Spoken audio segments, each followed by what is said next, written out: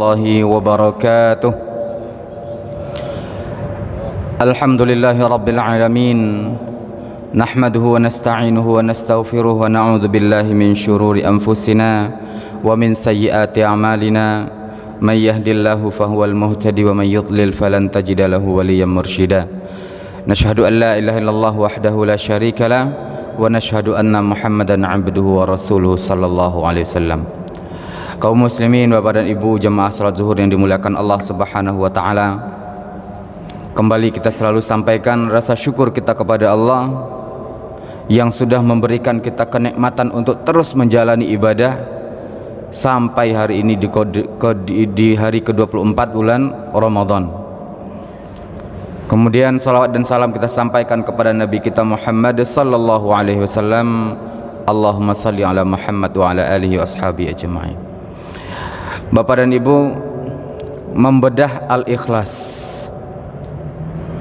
Al-ikhlas ini bagi kita kaum muslimin adalah spirit. Ikhlas itu spirit, kekuatan, Mbak, Bu. Ikhlas dalam diri seseorang adalah tenaga yang bisa mendorong dia untuk menjalankan sesuatu. Ini namanya ikhlas. Dan ikhlas itu sendiri punya makna memurnikan sesuatu untuk Allah.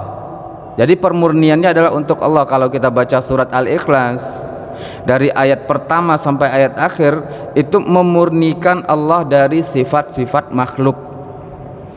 Kalaupun di dalam surat lain disebutkan Allah Maha Penyayang, ada juga makhluk yang juga punya sifat sayang. Tapi dalam surah Al-Ikhlas benar-benar memurnikan hanya untuk Allah. Mana ikhlas memurnikan. Nah, Bapak Ibu, kita ingin tahu amalan saya ini ikhlas atau tidak. Satu hal yang perlu kita ketahui, sebuah ungkapan dari Imam Ibnul Qayyim Al-Jauziyah adalah al-ikhlasu sirrun bainal abdi wa rabbih. Ikhlas itu rahasia antara seorang hamba dengan Tuhannya.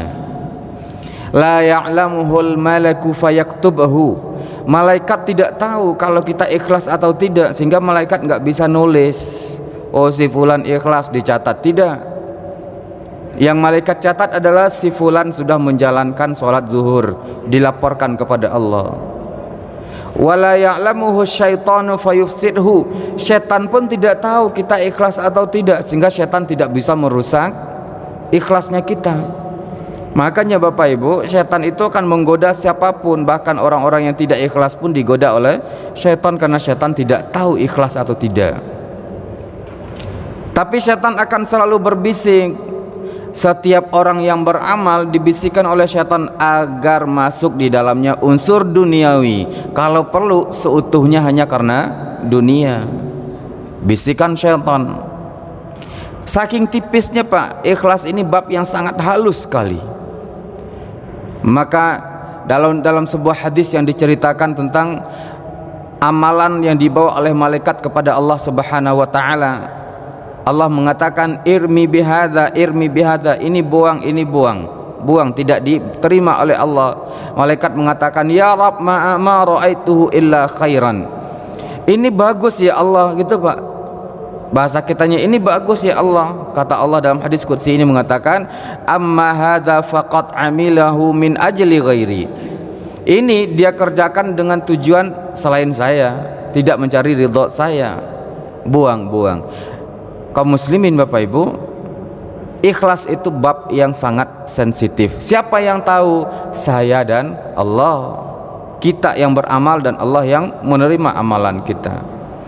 Maka Bapak Ibu yang dimuliakan Allah, ketika kita mau membahas bab ini, yang benar-benar perlu kita ketahui adalah ikhlas itu kajian hati. Ikhlas bab hati, bukan bab lisan. Adapun yang kita ucapkan lillahi ta'ala, demi Allah yang Maha Rahman, itu semuanya rukun ikhlas yang terucap di lisan kita. Tampilan ikhlas, adapun hakikat ikhlas ada di dalam hati kita. Kaum muslimin, lalu apa indikasi kita seorang yang ikhlas kepada Allah Subhanahu wa taala? Bapak Ibu, andai kita juga ragu dengan keikhlasan kita, kita bisa ngukur sendiri, Pak. Yang pertama, Orang ikhlas itu sabar dalam mengerjakan amal.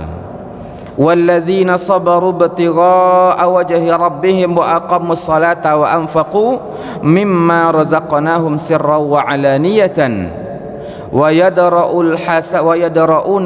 yadra'una bil hasanati sayyi'ata ulaika lahum 'uqbad dar. Orang-orang yang sabar mencari ridha Allah. Sifat pertama orang yang beramal dengan ikhlas itu Pak, sabar. Sabar Pak.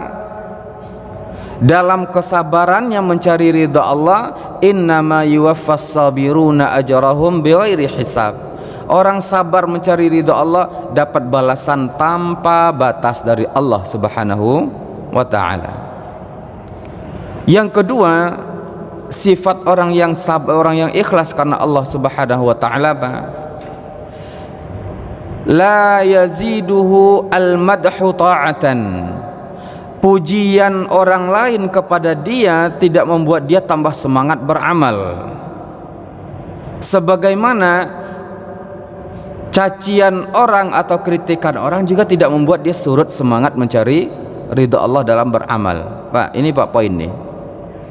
Orang yang ikhlas tidak bertambah semangatnya karena dipuji dan tidak juga tidak surut karena dicaci. Dia benar-benar cari ridha Allah, mau ada orang atau tidak, mau dipuji orang atau tidak, saya cari ridha Allah. Nah, kita lihat Pak, saya sehari-hari nambah semangat ketika dipuji orang kah atau tidak? Dan ini sifat manusia.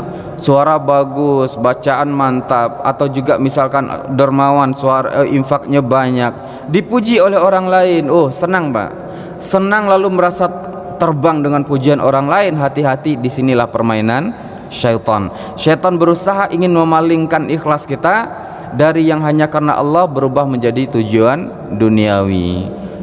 Diingatkan oleh Allah dalam sebuah hadis qudsi, man amila amalan min ajli wa asyraka ma'i ghairi. Siapa yang ngerjakan satu amalan tujuannya untuk saya tapi diselipkan di situ tujuan makhluk, taraktuhu wa syirkahu, maka saya tinggalkan dia, tidak dihitung amalannya oleh Allah, dan saya tinggalkan persekutuannya. Kita ditinggalkan oleh Allah Bapak Ibu yang dimuliakan Allah. Maka kita berlatih Pak, berlatih sehingga ketika Allah memberikan motivasi orang-orang yang ikhlas ini, Rasulullah menyampaikan bab-bab ikhlas ini yang disebutkan Rasulullah apa? Inna aqrabar rabbi ila abdilal abdi fi jawfil lailil akhir. Sedekat-dekatnya Allah kepada hamba itu waktunya ketika sepertiga malam terakhir, di mana semua orang akan lebih banyak tidur daripada qiyam, di mana ketika kita bermunajat kepada Allah tidak ada yang lihat, di situ Allah semakin dekat. Karena ikhlas itu sangat rentan dapatkan pujian, maka Allah berikan tempat-tempat ikhlas yang paling sempurna itu justru di malam-malam ataupun di tempat-tempat yang benar-benar hanya antara kita dan Allah. Atau dalam hadis yang lain disebutkan, la ya'lamu shimaluhu ma tunfiqu yaminuh. Tangan kiri ini tidak tahu apa yang diinfakkan oleh tangan kanan. Benar-benar hanya kita dan Allah. Itu bukti, itu indikasi keikhlasan yang dipilihkan waktu terbaiknya oleh Allah Subhanahu wa taala. Jadi Bapak Ibu, pujian tidak membuat kita bertambah semangat, kritikan tidak membuat kita surut dari beramal. Ini orang yang benar-benar ikhlas mencari ridha Allah Subhanahu wa taala. Kemudian kaum muslimin Bapak dan Ibu yang dimuliakan Allah Subhanahu wa taala, al-ikhlas juga punya indikasi yang lain. Al-ikhlas juga punya wujud yang lain dalam indikasi zahir kita sebagai manusia. Apakah dia Bapak Ibu? La khauf wala hazan. Orang yang ikhlas karena Allah, dia tidak takut dan tidak khawatir. Tidak takut maknanya apa? Tidak takut akan habis dunianya, tidak takut akan habis hartanya. Dia benar-benar mempersembahkan murni karena Allah, sehingga yang dia kejar adalah ridha Allah. Tapi Bapak Ibu, ketika kita beramal masih berpikir tentang sesuatu, kekhawatiran kita, saya infak nih jangan-jangan gak ada penggantinya. Nah Bapak Ibu dimuliakan Allah, siapa yang terbebas dari bisikan-bisikan seperti ini kita yang rasakan Pak. Yang terbebas dari bisikan-bisikan seperti ini, ketahuilah, bergembiralah bahwa kita sedang dapat bisikan iman menuju ridha Allah Subhanahu wa ta'ala. Bapak Ibu, andai kita sudah ikhlas, andai kita bisa mempersembahkan amalan kita untuk Allah, apa yang kita dapatkan Pak? Yang pertama, ketika kita di dunia, hal paling pertama yang kita rasakan saat kita bisa ikhlas karena Allah adalah kita bisa menikmati amalan itu Pak. Kita nikmat Pak melakukan amalan. Apa indikasi nikmat? Kita betah bersama lama-lama dengan Allah. Bapak Ibu, tahajud satu juz selama 10 hari terakhir setiap malam. 1 juz Pak, capek Pak, tapi yang capek itu kaki bukan hati, kan gitu Pak. Capek kaki bisa diganti dengan duduk, capek lidah bisa diganti dengan duduk istirahat sementara. Tapi kalau hati yang capek membuat kita ingin keluar dari ibadah. Nah, orang yang ikhlas benar-benar menikmati ibadah yang dia kerjakan. Bapak Ibu masuk sampai ke depan kotak infak, keluarkan uang, bismillahirrahmanirrahim. Dia tidak peduli lagi Pak ada orang lain atau tidak, yang ada di hadapan dia adalah Allah. Masukkan, dia nggak peduli lagi Pak berapa yang dia masukkan. Menikmati ibadah. Tilawatul Quran, 1 halaman 2 halaman dia baca sambil i'tikaf, tanpa terasa selesai 1 juz. Benar-benar menikmati ibadah. Karena kata Rasulullah, anta'budallaha ka'annaka tarahu. Ibadah kita seolah kita sedang melihat Allah. Di situ kunci kenikmatan dalam ibadah. Nah, nikmat ini didapatkan dengan cara al-ikhlas. Nikmat Pak. Nah, sehingga siapa yang sempat bermasalah dalam bab ibadah, ingin cepat keluar, oh tahajud tarawihnya kepanjangan, mau buru-buru mau keluar, Bapak Ibu periksa hati kita, karena ikhlas tempatnya di hati. Ikhlas tempatnya di hati. Dan setiap orang rentan dapat bisikan syaitan ini dalam bab apapun. Pejabat, aslinya ibadah. Nikmati ibadah jabatan kita dengan cara menunaikan hak-hak Allah, hak rakyat. Lalu setan akan datang berbisik, dikasihnya kita bumbu-bumbu dunia agar kita melenceng dari niat ikhlas kita dalam ibadah jabatan. Orang yang jadi pegawai atau bahkan kita yang bertugas sebagai penegak agama Allah, imam, muadzin, ustadz, penceramah, pemberi tausiah, itu Pak semakin rentan dibisikkan oleh syaitan. Karena syaitan kan ingin cari kawan dia untuk di neraka Allah. Yang kedua, apa yang bisa kita rasakan Bapak Ibu ketika kita ikhlas dalam beramal? Hal jazaul ihsani illal ihsan. Orang yang ikhlas dalam beramal, dia akan langsung merasakan buah ikhlasnya, yaitunya dia gampang melakukan amalan berikutnya Pak. Sekali lagi Pak, orang yang ikhlas karena Allah, dia gampang melakukan amalan berikutnya.